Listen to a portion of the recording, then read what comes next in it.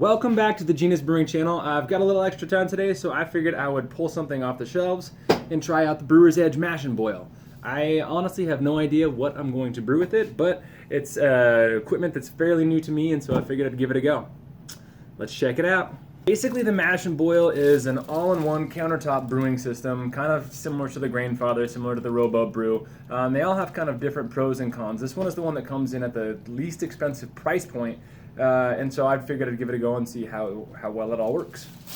So basically what's happening is you have this screen right here, which goes in there while you're heating up your water, and then you mash in, you put all your grains in the unit, and at the end of your mash period of time, you just kind of pull out the screen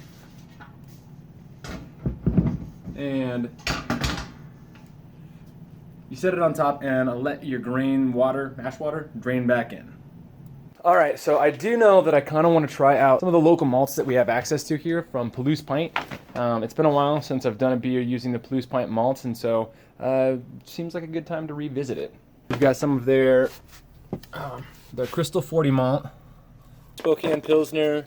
We've got their English Pale. We've got their Light Munich, and then behind that we also have a wheat and a rye from them. Somewhere around here we have spelt malt from them as well. So let's think of something we can put together that uses some of those malts and hopefully make something that's, I mean, it's starting to get sunny out, so hopefully something that it fits the weather.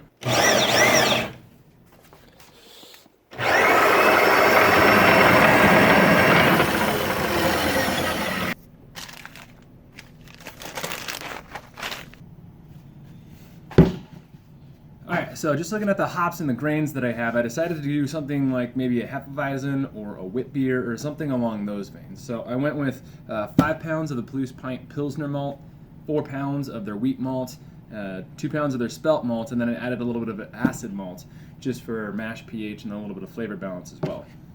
I'm going to use some combination of Ricau and Saphir hops. Haven't really decided yet, but let's get this thing fired up and see how it works. Let's get some water in here and start it heating up and kind of see how fast it takes to get up to strike temperature.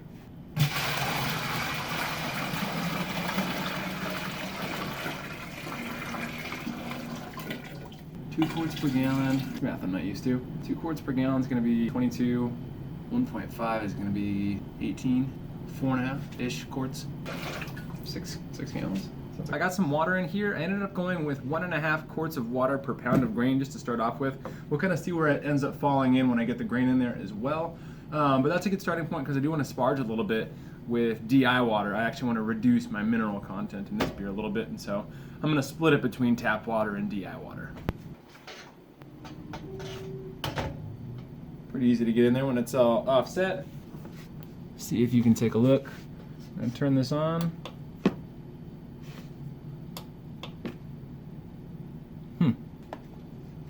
Wow. Turn the whole machine on. Temperature. Heating. So right there, you got a place you can set your temperature. I've actually never used this before. This is like a whole program here. What if I just have a raw heating? So I don't know what's going on. I'm gonna read the instructions. I suppose that's why they gave us these. I'm actually going to strike at 159. So I got this thing on, I can hear it actually going again. Apparently, to get this thing going, what you have to do is first turn the red on button on the side on. That makes sense. And then you want to set it to the 1600 watt setting, which is the hotter setting, because we're heating up water and that should take some power. Then you want to press set. No, you press the on button on here. Then you press set, and it flashes the standard strike water temperature of 162, I think is what it is. So depending on your water to grain ratio, that's going to set you in around a 152 to 154 mash. I actually want to mash lower, so I dropped mine down to 159. And I might stir extra vigorously to get it down even below that. And then it says there's a default runtime of that for 3 hours and 30 minutes, which I guess is the runtime for the whole thing. So let's go back to that. So the first one is the runtime, basically how long you want it to go until it turns off. So the next one is the delay, which means like if you, let's say you go to work and you know you're going to be home in 8 hours and you want to set it to start in 7 hours to have hot water ready for you by the time you get home, you can do that apparently. All right, so now we'll see how long it takes to heat up, and then we'll once it's up to strike temperature, we'll mash in. So that didn't take me too long to get up to temperature, and after it did get up to temperature, I got kind of busy, so I went away and I came back and it was still at temperature. So that's working, good to know. We'll go ahead and get our grains mashed in and then see how it performs once everything's stirred in there.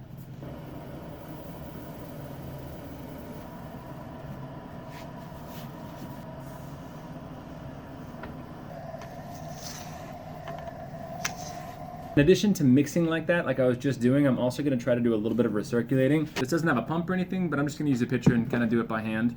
Get this mixed in a little bit better and hopefully get the grain mashed in quicker. I'm also going to adjust the temperature. I'm actually going to drop the temperature that it wants to be down to about 148, because that's where I want it to be mashed in at.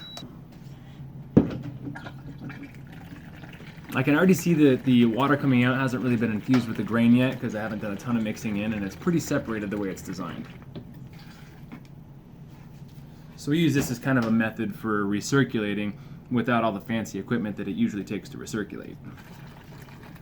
So one thing that I'm noticing right off the bat is it looks like there's a temperature difference in different parts of the system, because as I recirculate, the temperature in here is actually, the temperature that it's reading right here is actually going up a little bit. So we'll see what happens when I get everything stirred in and all mixed together. Now that I got this pretty well mixed together, I'm going to take a temperature reading with an instant read thermometer to kind of see if it matches up with the temperature that the mash and boil is reading. Okay, so another potential issue, my instant read is reading a bit lower than the mash and boil is. So we'll have to kind of figure out what's going on there. I'll give it some more recirculation because I'm sure that the bottom is probably a little bit warmer than the top, and we'll kind of see where it evens out. All right, I'll check back with you in maybe a half hour to an hour when this is all hopefully done being converted. I'm gonna go get the lid, pop that on, and let it sit for a while. All right, so we've been mashed in for over an hour now, and we also got this turned up to about 165 for a mash out temperature. One thing that I've noticed when we've been doing this is that it does kind of stratify the heat source. And so I'll notice right now it says 160 right there, but then if I do something like a recirculation step, the temperature will start to jump up. It's because of where the thermometer probe is in there. When you add the heat source, I do recommend doing kind of a recirculation as much as possible. That way the high heat source in the bottom doesn't burn anything. All right, so that's looking good. We basically got our mash out done. Now I'm gonna pull this, pull out the grains and start heating it up.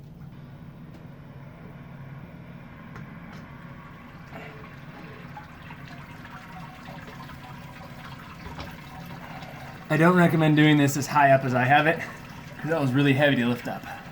I'll show you guys what's going on here. We've got the basket pulled up and the water just draining down into the boil kettle. At the same time, I'm gonna take this. And bring it up to the boil temperature. And for my sparge, I'm not gonna do anything special. I actually just have purified water that I pulled off my Instahot. You can also just take water that you have off the tap, or if you have purified water and you wanna use that depending on your water chemistry, go ahead and just bring that up to a boil or bring that up to a hot temperature, 170-ish degrees somewhere else, and then do what I do. Pour it right in. Change of plans. I decided that I wanted to do a dry hopped kettle sour. So I turned this off. I'm going to sparge the rest of the way with cold water, purge the whole thing with CO2, and then there's another lid that can come with this that I can actually fit a stopper and airlock on. So I'll pitch the lactobacillus when this is down at about 120 degrees, stopper and airlock it, and let it free fall down to room temperature. And then I'll check the pH in a couple days to kind of find out if it's where we want it to be.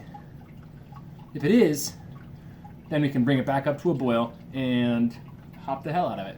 So I don't actually have any lactobacillus. What I'm going to be using to make this kettle sour is some acidulated malt. That's going to do two things for me. First, it's going to be my source of lactobacillus bacteria, which are going to create all the lactic acid to get this to become a kettle sour.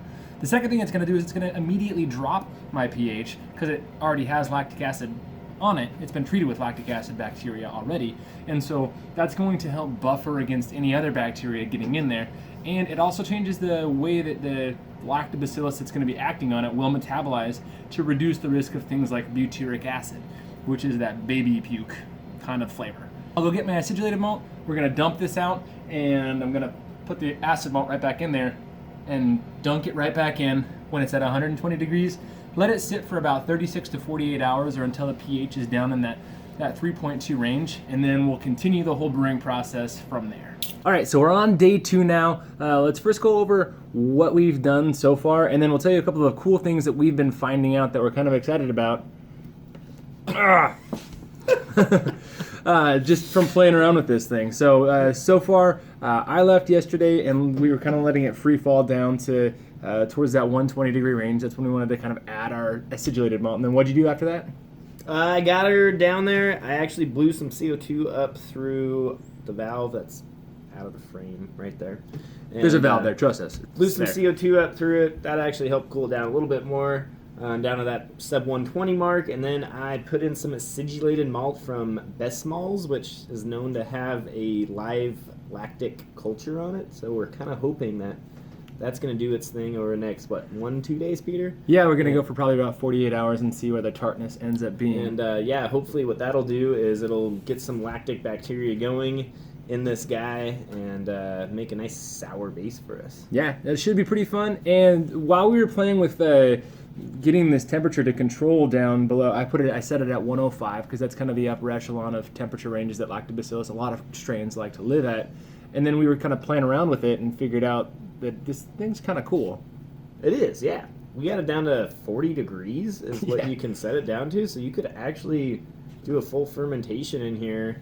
We were just discussing sticking it in a fridge. Yeah. And in a fridge, you could basically have the fridge set on a fairly low temperature, say 40 degrees, for instance, and then set this at any fermentation range you want, from 40 and up. So now we got our wheels turning. We're thinking of all the other stuff besides this that we can do with it. If we end up doing anything else, we'll be sure to let you guys know. But for now, let's keep this going and see what happens. We've, at 105, and then maybe we'll drop it down a little bit more by tomorrow and see where the lactic acid goes. Yeah, mashed kettle all-in-one sour thing. Fermenter. All right, so we're at about 48 hours now. It's the end of day 2. Having this being incubated with lactobacillus. The pH drop has kind of slowed down a little bit. It's sitting a little bit below 3.7-ish. And so what I'm going to do, because the temperature is still up in that 107, 105, in that kind of range, I'm actually going to turn it off for the night, let it drop back down into some lower temperatures, and hopefully it'll get back down to that 95, 90 degree temperature range, where different strains of lactobacillus will work more aggressively. And so we'll check back tomorrow morning to see where the pH is and kind of decide what to do from there. So we're on to day 3 now. This has been holding for over a day. Looks like it's at 103 right now, but it's been between 103 and 105 for the last day. I think now we'll just take a pH reading and kind of take a taste and see where it's at before we continue on with the next step. So let's see what this is looking like. And I actually don't have a pH meter here, so I'm just going to use strips. Hopefully they work pretty well. All right, so I'm already noticing a notable pH drop. Looks like it's down in the... I know pH papers aren't super accurate, but it looks like it's down in the 3.8 range, so it's got some more time to go. We're going to take a taste of it, see where it's at, see how the flavor's tasting, and where it's developing, and then probably have to give it another day before it's going to be down in that 3.2 or lower range before we continue the rest of the process.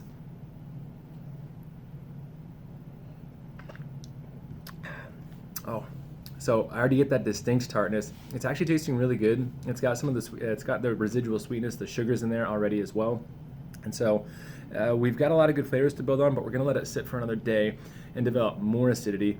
And then we'll continue on with the rest of the process, get it boiled up, add some hops, and then make, hopefully, a great sour.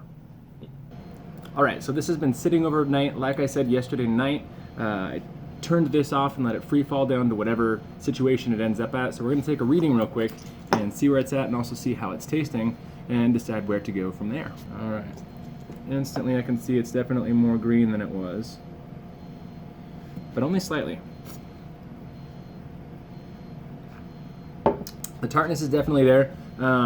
So what I think we're going to do now is actually bring this up to a boil well, pull out the acid malt, then bring it up to a boil and get a little bit of a hop addition going before we crash it the rest of the way back down and add our yeast and go through our fermentation. I'm just going to take this fermentation lid off.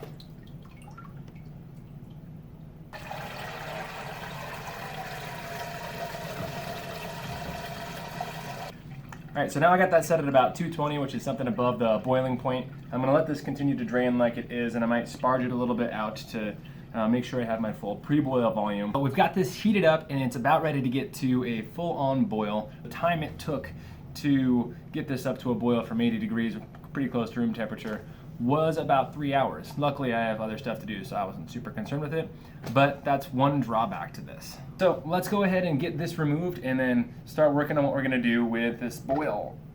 Another notable thing is that even though this is at a boil, the boil isn't very rigorous. I'm not gonna get as aggressive of a boil as I'm used to getting with our bigger system. But that being said, everything's been super convenient. It's been a lot of just waiting for it to do its thing and not a lot of me having to do any work, which is super nice. Now that this has been boiling for just a short while, it's already hit hop break. I'm gonna flip it off and I'm gonna add our hops. The only hop additions that we're going to be doing is this kind of whirlpool or cooling down phase hop stand, and then we'll dry hop it pretty aggressively as well. This is just an ounce of Racal and then a half ounce of Sapphire hops.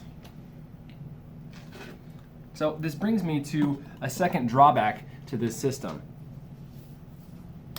And that's that unlike something like the Robo Brew and the Grainfather, this doesn't have a chilling mechanism built in. So we're gonna have to get creative and maybe use one of our other wort chillers that we already have.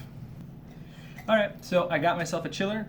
Unfortunately, for this part to actually work, I do need to move this unit to where I can hook this up to water.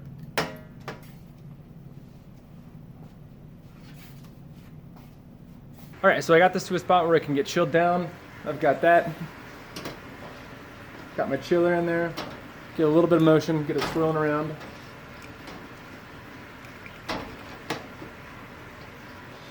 And now we're just gonna get this down to pitching temperature and find a yeast that we wanna add that I think will go well with this style of sour, hoppy beer. So one cool thing about the mash and boil is as long as it's plugged in, it'll always tell you what temperature it is. So we know we've cooled down to a point, it's gonna be okay to pitch yeast.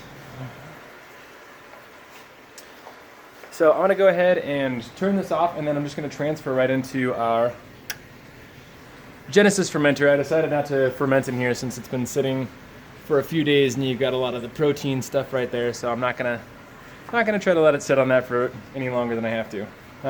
So Genesis, I don't have to clean anything out, and so it's the way to go. One more thing. This will be a fun experiment because I've never dry hopped in the Genesis, so I don't think it should be terribly different, but it'll be something fun to see how it goes. So as I'm getting this ready, I'm kind of seeing something else that's going to be fun about using the Genesis, and that is that my aim for this beer going into the fermenter can be a little bit more varied. What I mean by that is, just to be on the safe side, I can move this lid to wherever I want so that I don't have to have an exact aim. I grabbed a quick sample and it looks like we're sitting right at 1050, 1051, something like that. So should be right in that perfect alcohol range for what we're trying to go for here. So here's what happened. After this last scene that you saw, we, instead of dry hopping in the Genesis fermenter, like I think I mentioned somewhere along that route, I actually just transferred the whole thing onto some Equinox cryo hops in a keg, and that was it. That was it. So Yeah. It's been 2 weeks now, 3 weeks now, Oh yeah. and we have the beer sitting. Schlunk. Yeah, it's sour. It's very sour.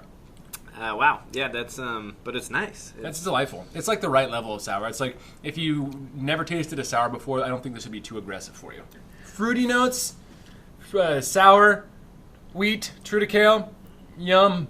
I mean, that's a really delightful beer, actually. Yeah, I like it. It's the nice thing about kettle sours is they're 100% lactic sour, which is it's a softer and kind of a sweeter sour than something like acetic acid, obviously, or some other sours that can come across dry and bright. Doesn't taste like yogurt either. Yes, that's true. I think the dry hops really kick it up because when you dry hop, you actually increase the pH of the beer, and so that kind of mellows and rounds out the sourness with that. Definitely something that I would try at home. And who'd have thought the mash and boil? That was a great find on us. Exactly. Yeah, so try that if you have access to a mash and boil, or if you want to buy a mash and boil from us, let us know. Well, there you have it. That is our kettle sour done with the mash and boil. We know that was a long one for you folks, but hopefully you learned a lot and you're used to it. Enjoyed. We know it was long, but you're used to it. I keep winking at the camera. Awkwardness. I think I'm in winking mode. All right, don't forget to like and subscribe if you have not already. Leave us a comment below. Join the discussion. Ring the bell for notifications. Tell us what your kettle sour ended up like, and until next time on Genus Brewing, have a sour and enjoy. Schmappy. Pop. Mwah. Mass. Awkward. Maybe try a slightly shorter one just so we got a second option. No, I'm just going to cut it out of it. All right. Good. Put it on the computer. We're good. It's like Jesus pee. A few weeks ago now, I was pulling out... I should stop there. It's all cleared up. Are those our awesome branding coasters that we've been trying to sell? Oh my god, those might be our awesome branded coasters. What? Let us know if you want one. We will sell you one for a mere $30. $30 for a coaster that says awesome branding on it, so that you know that it's branded awesomely.